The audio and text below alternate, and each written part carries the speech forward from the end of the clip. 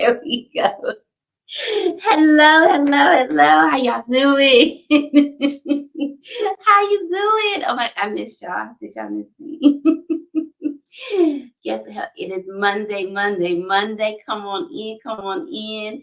Hello, Mom. So good to see you. Thank you for joining. Come on in, come on in. It is Monday, Monday, Monday. Y'all know how we do. Welcome to Real Resilient Conversations, where I am your host, the one they call Miss Quita Quee. I am here just to give you a little bit of little goodness on today. Today, of course, if it is your first time, let me tell you how we do this. On the second and fourth Monday of every month, we come through because guess what? Time doesn't stop, so we don't stop. We come through every second and fourth Monday. Why? Because we want to make sure and show you how to become a more resilient you. So I take unique, quirky topics and I just say, hey, what has God given me and how has He given it to me to deliver it to you? So here we are. Here we are. We are here because of you. All right. So do me a favor, like, share, subscribe, hit the notification bell because I always hear no one ever tells me when you're on. I think it's because you missed that notification bell. So go ahead, hit the notification bell, and that way you won't miss any of the great information that comes out on becoming more resilient. All right? All right? Yes, yes. Okay. So, since we are ready to keep going, if you missed last episode we were talking about, anybody remember? Anybody? I mean, it kind of told you what we did because today is part 2, right? Free at last, free at last, free at last. Free at last was part 1. We talked about all of the things that you could become free from and ways that you can do it. We hit on some different areas, which I'll briefly go over. But right now, down in the comment section, go ahead and let me know, what do you think free at last has to do with resiliency? So you're thinking that doesn't even make sense, right? Freedom, resiliency, how do they correlate? How do they come together? They match up. How do they become one? And we're going to hit on that, but I kind of want to hear from you. And I know that I told you all that we're going to do some testimonies today. Instead, you will hear strictly from me. I know that your time is valuable, and we want to make sure and get as much information in the time that I am allotted. All right, you have given me, you have provided to me. So, with that being said, the last time we were talking about, hey, how you doing? All right, so you saying letting go of things hold us back. Absolutely. So on the Instagram side, Casey said what we do is we have to let go of things that are holding us back. There's a lot of things that we don't think about that hold us back and that we don't talk about. And it's usually because either we are embarrassed, there's grief, there's shame, there's anger, there's frustration that is associated with those things that have us bound. And so what I really want to do today is talk about some of those things, right? We talked about addiction, we talked about abuse, we talked about lack of self-care, we talked about dependency, imprisonment, not just mental, physical. We're talking about the actual behind prison bars, imprisonment, right? Financially strapped, meaning you don't have enough money, that it can be a form of prison. Mentally bound, those that have mental illnesses, it is a form of prison within their minds, right? Within their themselves.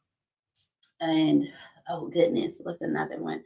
Dependency on substances. I'll just put it that way.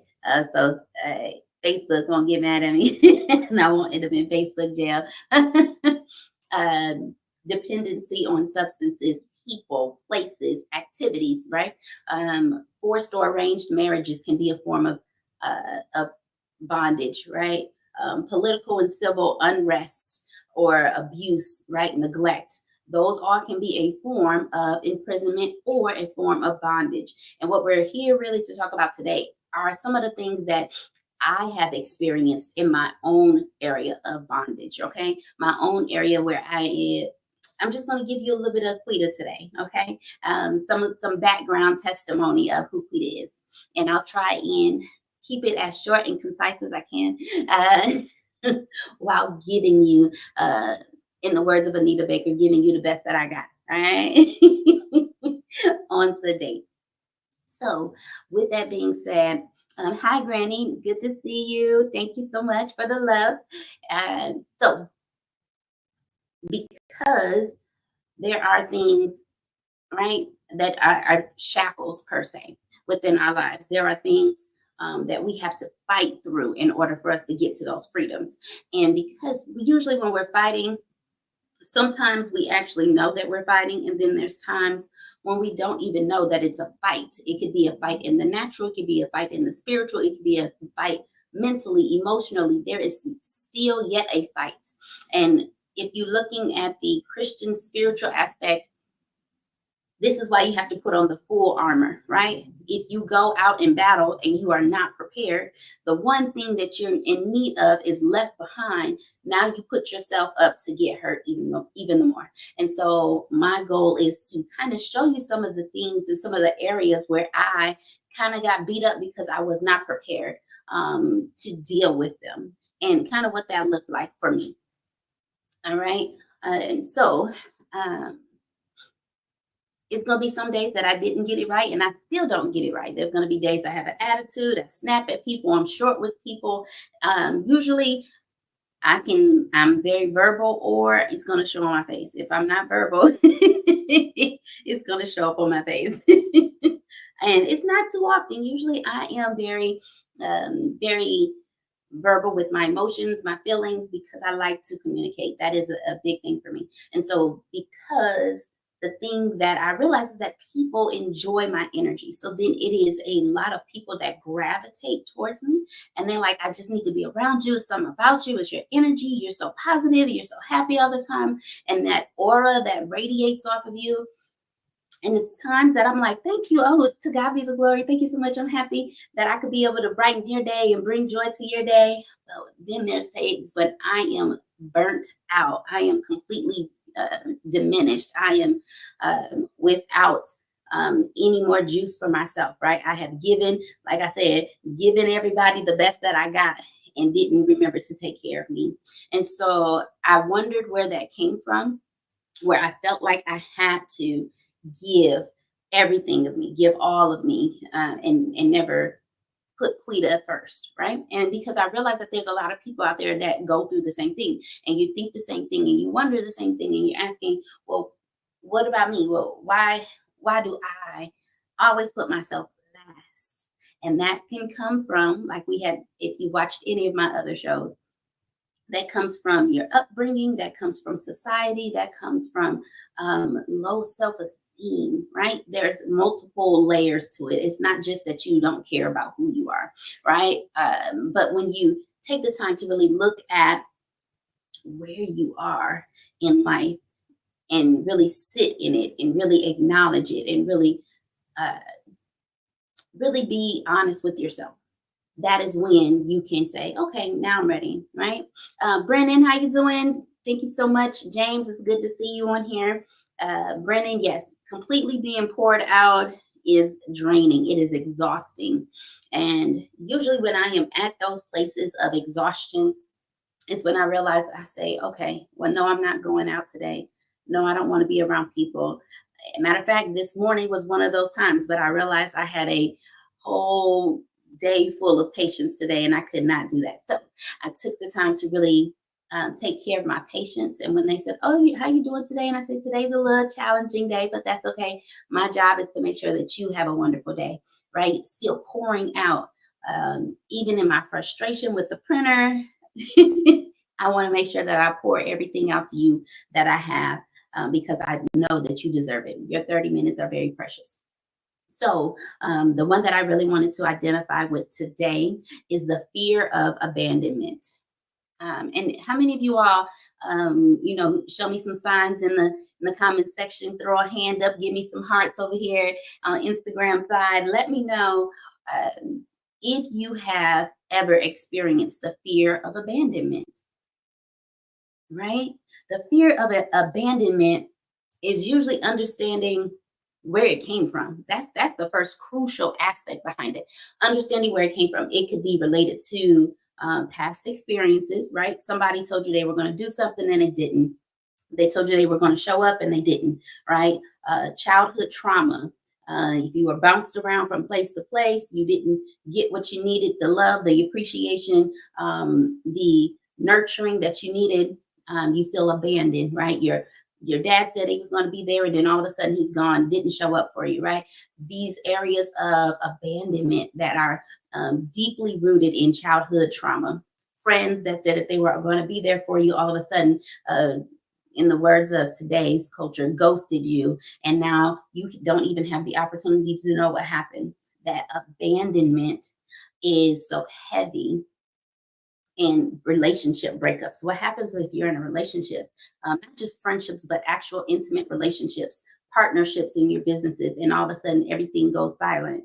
You're like, well, what happened, right? You're trying to get to the root cause of what got you to that place. And sometimes it may take a little longer than just a couple minutes to identify those root causes. Loss of loved ones usually is another. But the key there is to acknowledge the feeling.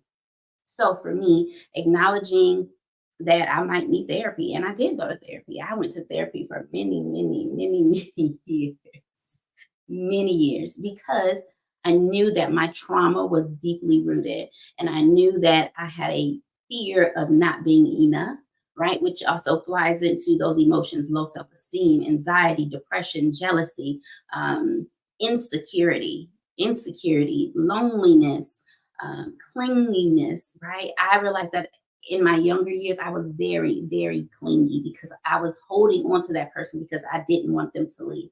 And so the clinginess was that fear of abandonment.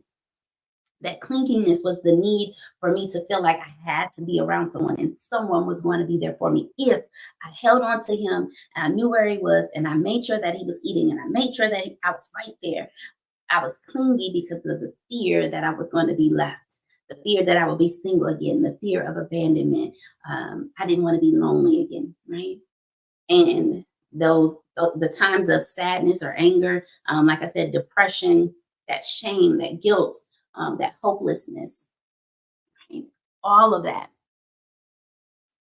plays a part in acknowledging your feelings. I really learned a lot about myself as far as my anxiety and my depression.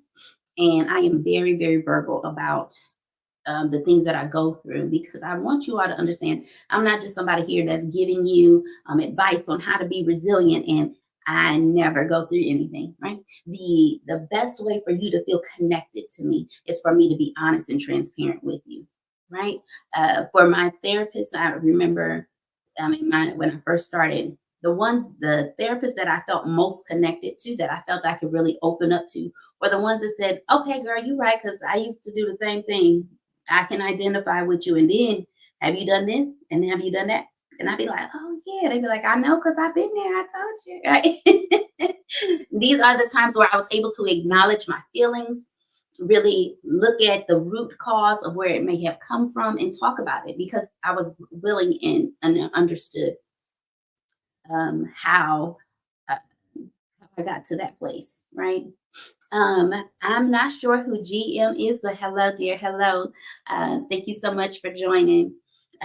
So, the next thing, of course, was for me to build up my self esteem. I knew that I had low self esteem. I knew that I was clingy. I knew that I needed to feel needed. I needed to feel wanted, right? And so, my building up my low self esteem meant usually doing the things that I felt I was competent in, the things that I knew that made me feel confident in my insecure in what I was doing and what I was saying and how I was dressing, right? My building up my self-esteem, it was a practice, right? It was something I had to do every day. That positive self-talk. And I remember at one time my cousin, she asked me, she said, "Why you get up and you get dressed all up and put on makeup and you don't have to do all that. You pretty without." And I said, "I may be. However, this is part of my self esteem. This is building up my self esteem for the days that I don't feel pretty, for the days that I feel like I am less than, for the days that I don't want to get to that place. So now I have the opportunity to give myself negative self talk." So if I don't do nothing but get up and put some eyes on, some eyelashes on, and throw on some lip gloss, honey, I'm still gonna make sure that I look presentable because it's part of my own self-care, right?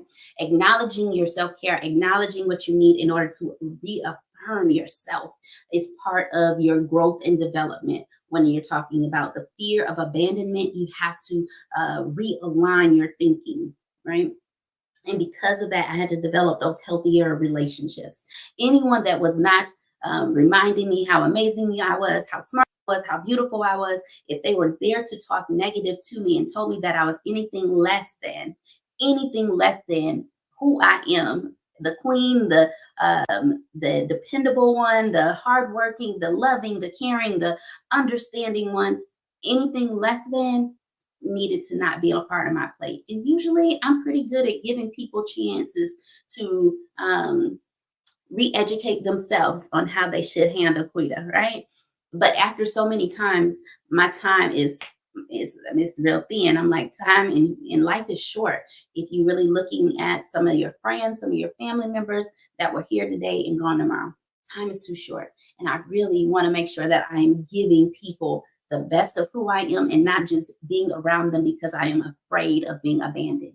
I am around them because the relationship is truly a healthy, loving, caring, supportive relationship, right? And I have to realize that those people have to be mutually respectful. I'm going to make sure that I give them the same respect, if not more, than what they're giving me. I want to make sure that I am learning how to set boundaries and I am respecting their boundaries because that is a part of healthy relationships. Making sure that I am looking at how I'm handling them, right? And how they're handling me, right? And making sure that I have the skills in order to maintain those healthy relationships. That didn't seem to be too hard. What was hard for me was continuously doing the self-care for myself and setting the boundaries. So I said, oh, okay, I can be around good people. I have my crew of people here in San Antonio. I have my people, right? My crew, and my little triangle or my rectangle, but it's not a big circle, right? There's a handful of people that I'm like, those are my people. That's my family. I know that they're going to take care of me. And those are my healthy relationships. If I need something, I just need to be around some people. I know who to call. I know who I can depend on to do that. And so the mindfulness behind it is understanding that there's going to be days that they can't hang out. They don't want to hang out. They are in their square of personal time, of quality time for themselves or with their family or, with their significant other. Or they're just taking care of themselves. They just need time to themselves. And for me now, whenever I'm having those hard days, I'm learning how to do deep breathing. I'm learning how to really just sit and meditate and think of the goodness of God, the things that God has still given me, the things I have an abundance of, the things I have stuff. And I'm like, I really need to just throw stuff away. I have too much stuff. And there's somebody else in this world wishing that they had half of what you have, of what I have, right? Being mindful, being thankful, being appreciative of where I am, taking the time out to do, right? Um, we love to pray. I'm so shy. So you know what? We do like to go shoot at the range. That's a good stress reliever. only for healthy reasons. Healthy reasons. So what are some of your hobbies? Right? I asked somebody else probably about a month or two ago. I said, so hey, what are you going to do when you get off from work? And she said, oh, I don't know. And I said, well, what are your hobbies? What do you like to do? And she was like, hobbies? I don't know. I've never even thought about a hobby. And I said, well, dear, how old are you? And she said, well, 63. And I said, you've never had hobbies at the tender age of 63? And she said, no. And so that made me think, what are you doing for your self-care, for your own quality time with yourself? And she is in a relationship she's not happy with. And it's solely because she does not want to be alone. When you are afraid of loneliness, when you don't know how to sit in by yourself, right? And be alone and love to be alone. I'm so good alone. That's probably the bad thing about it. I love to be with someone, but I'm so good being alone. I don't have to worry about if all of the dishes were washed the same way. I don't have to worry about if your drawers are folded the right way. I just sit in however Quita want to sit that day. It's a beautiful thing. But I also know that for people that have never had that experience, then when tough times come, that resiliency skills are lacking somewhere. The tools that they need to utilize are lacking somewhere, right? Um, Brennan said, when you have those days where you need your circle, do you say you need them or do you just hope they are available? So Brennan, for me, sometimes I just say, hey, what y'all doing? And if nobody says anything, then I know everybody's busy. But it's not too often that I'm like, I need my circle. I'm just like, well, I know when I'm going to see them, so I'll utilize that time because I know that that's the time that people usually have set aside. And that for me is accepting the boundaries that come along with it, with people's time. I know people have other obligations, and Quita is not the sole purpose of their life. And so I am very understanding of time and space, right? I know I need to put the back signal up probably more times than I do. A lot of the times, Justin, I can't come back to VA. I'll come back and visit. I'll make, you know what? I'll make make it a trip, a business trip. I'll come out there. I'll do a speaking engagement, spend some time with my VA people. Deal? All right. Find me somewhere to come and speak at. I'll be there. I'll be there, Justin. Okay. And so the what happens is for me, I ended up seeking professional help. I got me a therapist. I learned that I needed some cognitive behavioral therapy, right? Where I learned how to do more problem solving when things came up that frustrated me. I needed to learn how to utilize the tools that I had, focus on my emotion at that time. What emotions was I feeling? What brought about those emotions? What am I thinking? Are my thoughts negative? Am I doing negative self talk? What type of behavior am I doing? Am I going out, going to the club? Am I going drinking? Am I going utilizing substances in order to numb myself? Or am I taking the time to pray? Am I taking the time to read a book? Am I doing a hobby, right? Looking at those things that are around me and being present in the moment, really being present, really finding time to just say, okay, well, right now I'm upset. Let me understand why I'm upset. Let me understand where that energy is coming from. I have to, let me just be upset because I know why I'm upset. I know who I'm upset at. And I know, give me a second. Like for me, right? Buying this house that I did close on. I don't know if I told y'all last summer I was trying to close, but having a house and closing on it was very hard. It was very challenging. And my energy to really want to be angry at this woman was boiling within me. And I kept saying, God, how can I be a child of the Most High? I can call myself a woman of God, and I cannot deal with this anger. And it was because I felt like I was being mocked, if that makes sense. And so whenever people feel mocked, I understand that their resiliency skills sometimes go out the door. They're like, I'm not using these tools. Tool belt come off and they like, I'm about to use something else. But it's not none of these tools that I got on how to become more resilient. And so for me, adaptability is a big one. I had to adapt to the fact that I was not able to change it. I had to adapt to the fact that there's going to be things that change that are outside of my scope that I can and cannot change. And how do I deal with it? I had to just sit with it. So then I said, what is the problem and how can I solve it? So my problem was whatever she's asking for, make sure she has it and make sure that you ask her multiple times, right? And even after then, even after the signing, there was still, oh, well, I need a paper that says this.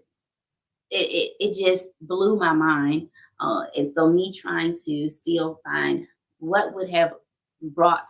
Right now, I'm looking at what was the problem and how can we alleviate that from happening for the next person. Not just for myself, but I didn't want it to happen to the next person, right? It's all about, for me, customer service, how you take care of each other, respecting my boundaries to not play my face, right? In business deals, in relationships, in friendships, right? Nobody wants to have their face with egg on it, right? Looking at the way that I was talking to myself, I was so angry. And I was like, what? Why do you even need this house? Do you even need it? Or do you just want it? Right? Now I'm having all of this negative self talk with myself that I had to change. But I knew that I couldn't be around my circle, right? Because then I was like, that's too much. Um, hey, how you doing, Lucky Seven? Good to see you. How you doing, EFX Edibles over here on Instagram? Good to see you as well. So looking at, right, your support system, you all that take the time out to join, give me 30 minutes of your time are my support system in a sense, right? You're able to support me and look at my goal and my vision for my brand to continue to grow. You are the ones that are supporting me in my dreams and in the way ahead, right? Building that strong network of people, having people that I do other interviews with, having people on the show, doing interviews with them. This is the opportunity to kind of do a barter deal, really have them to understand who or understand what they have to offer. And then I can offer my skills, my understanding, my experiences, right, to help somebody else, not just on this platform, but on the multiple platforms out there, right? And so I have to be realistic about who I am, what I offer, and the way ahead. But I also have to still set goals, right? Business goals, personal goals, right? On Sunday, my business, my best friend, which is my business accountability partner, we had our weekly meeting, and this week we did our business vision board.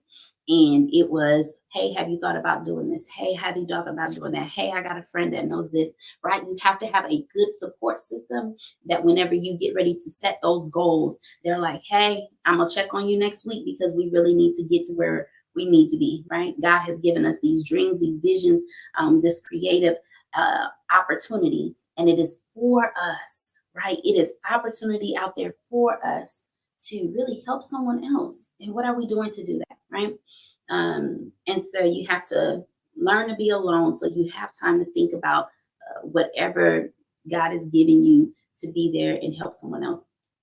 And focus on the present opportunities, who you are right now, what you can offer right here, right now, and what is within your scope, right, your hand that you can do, and the transformation that comes along with understanding that abandonment is not something that happens quickly. It's something that you have to be persistent of, right?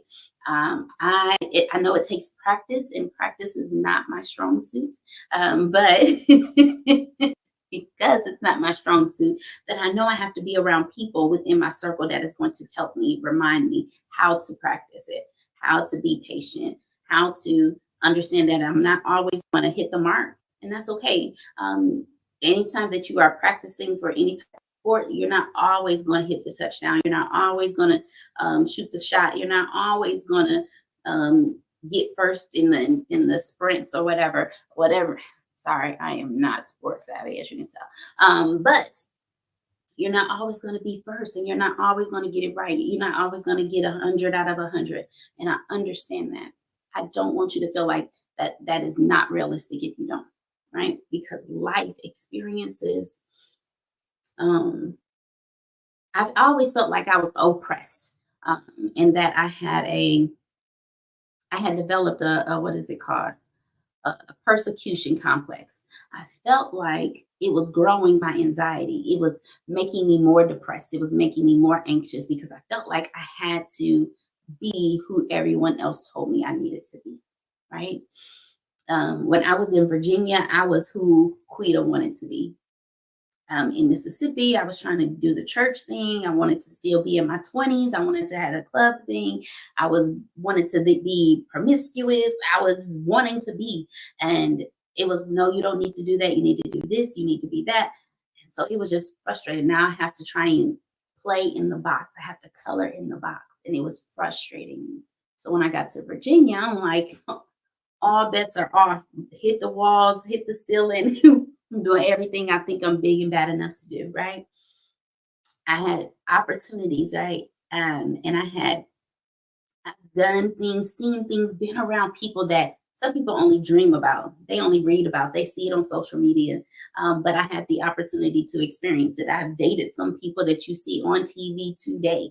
I have dated people that are millionaires. I've dated people that were broke down, busted, and disgusted. Either way, the what people say, oh, you need to be, oh, you shouldn't do. I just was like, at one point when I was in Virginia, I have to honestly say, I was like, I'm gonna do what we don't want to do. My alter ego came out. So the other person came out. I was ruthless. There was no sweet, loving kindness. It was what you see in culture today. What are you going to do for me, and how can it benefit me? And why should I allow you into my space to do so? And that type of mentality just seemed so harsh for me. Was it needed at that time for the type of people I was dealing with? Absolutely.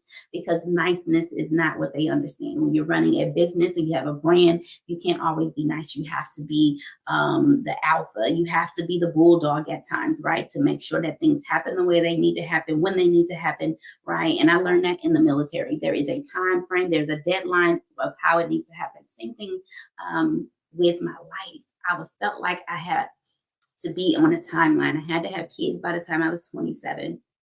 I had to be married by the time I was 25. I had to be, right? And now at 41, and like as most of you know, I don't have that, right? I don't have a child. I don't have the husband. And yet I'm still, right, still looking at how can I become better for the time when it happens, right?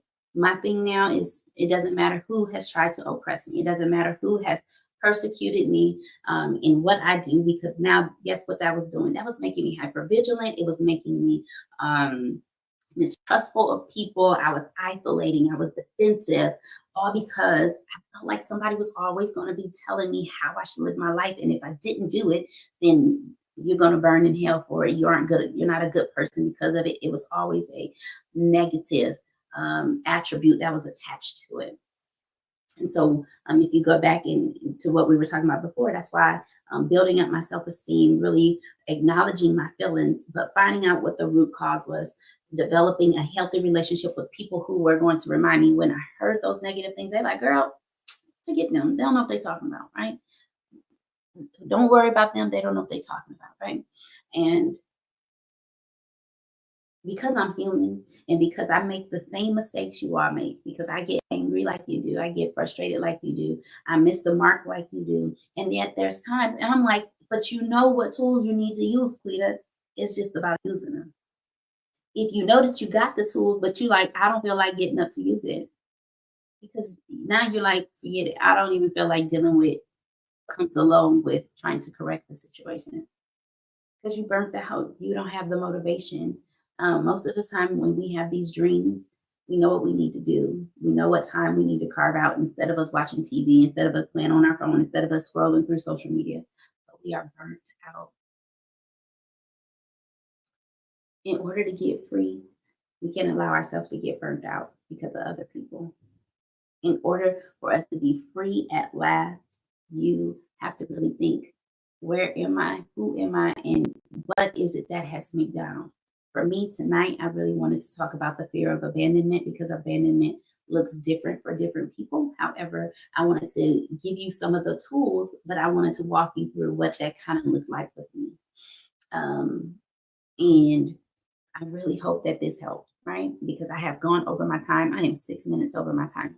Uh, so that is my time. I hope I've said something in tonight's episode that has touched you, that has spoken to you. If not for you, maybe for someone else to jumpstart their resiliency. And so the only thing that I ask is that you will like, share, subscribe, hit the notification bell, just so you won't miss out on the very next time that we're giving out information. We're giving out tools, we're giving out love, we're giving out joy, peace, and happiness on how to become a more resilient you.